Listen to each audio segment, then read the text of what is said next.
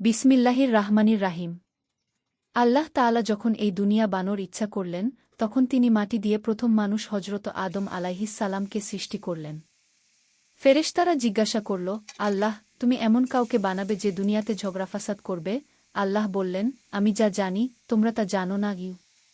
আল্লাহ নিজের কুদরতি হাতে আদম আলাইহিস সালামকে বানালেন এবং তার মধ্যে রূহ দিলেন। তারপর আল্লাহ আদম আলাইহিস সালামকে সব জিনিসের নাম শিখিয়ে দিলেন। এটা ছিল তার জন্য অনেক বড় সম্মান। আদম আলাইহিস সালাম এর একাকিত্ব দূর করার জন্য আল্লাহ জান্নাতে হজরত হাওয়া আলাইহিস সালামকে তার সঙ্গী হিসেবে সৃষ্টি করলেন। তারা দুইজন জান্নাতে অনেক শান্তিতে থাকত। কিন্তু আল্লাহ তাদের একটি গাছের কাছে যেতে এবং তার ফল খেতে নিষেধ করলেন। শয়তান হিংসা করে সুযোগ খুঁজছিল। একদিন সে ধোঁকা দিয়ে বলল, এই ফল খাও, তাহলে তোমরা চিরকাল জান্নাতে থাকতে পারবে। শয়তানের কথায় ভুল করে তারা সেই নিষিদ্ধ ফল খেয়ে ফেললেন।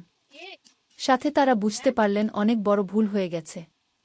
তারা লজ্জা পেয়ে কান্না করে আল্লাহর কাছে ক্ষমা চাইলেন। আল্লাহ দয়াময়, তিনি তাদের ক্ষমা করলেন, কিন্তু পরীক্ষার জন্য তাদেরকে দুনিয়াতে পাঠিয়ে দিলেন। দুনিয়াতে এসে হজরত আদম আলাইহিস সালাম অনেক বছর কান্না করে তওবা করলেন। 40 বছর পর আল্লাহ তার তওবা কবুল করলেন। দুনিয়াতে এসে হজরত আদম আলাইহিস সালাম চাষাবাদ শুরু করলেন, ঘর বানানো শিখলেন।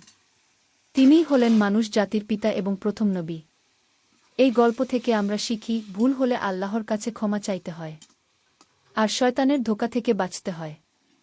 আল্লাহ সবাইকে মাফ করে দেন যদি কেউ মন থেকে তওবা করে। আমিন।